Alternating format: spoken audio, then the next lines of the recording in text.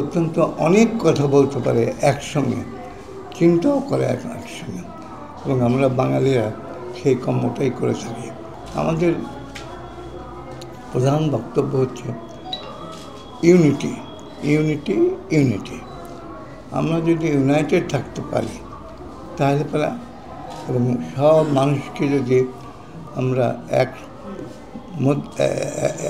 আইডিয়ার মধ্যে আনতে পারি, তাহলে দেখা যাবে যে আমরা যেটা বলতে চাইছি সেটা এই দেশের সবাই সেই কথাই বলতে চাইছে। আসুন আমরা সবাইকে, আমাদের দেশের সবাইকে উদ্বুদ্ধ করি, তারা যেন তাদের মনের কথা বলতে পারে, তাদের দাবি পেশ করতে পারে, এবং তারা যে কাজটি করে জনগণকে সামনের দিকে এগিয়ে নিয়ে যাওয়ার চেষ্টা করবে সেটা করতে পারে। তো যাই হোক, আমি এত বড় বড় কথা না বলে সত্যি কথা এই কথা বলতে চাই যে বাক স্বাধীনতাকে প্রধান আপনার প্রায়োরিটি দিতে হবে।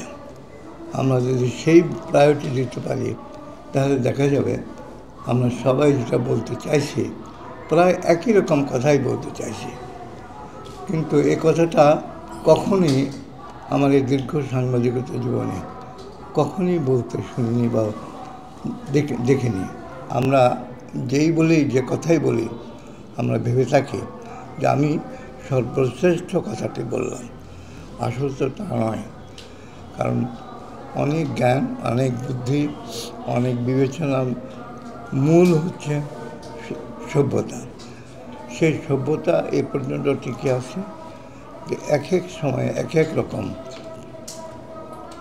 কথাবার্তা, এক এক রকম আইডিয়া মানুষের কাছে আসে, মানুষ সেগুলো গ্রহণ করে। আবার এখন ঠিক সেই একটা সময় এসে গেছে। আসুন আমরা সবাই ওই একটা কথাতে আমি যেটা বিশ্বাস করি, আসুন সেখানে যাই, সেটা হলো ইউনিটি, ইউনিটি, ইউনিটি। আমরা যদি এক থাকতে পারি তারপরে আমরা যে যাই ভুল বা যে যাই নানান রকমের কথা চিন্তা করি সেগুলো আমরা সংশোধন করে নিতে পারবো এবং আমাদের সামনের দিন সুন্দর সচ্ছল করে এগিয়ে নিতে পারবো।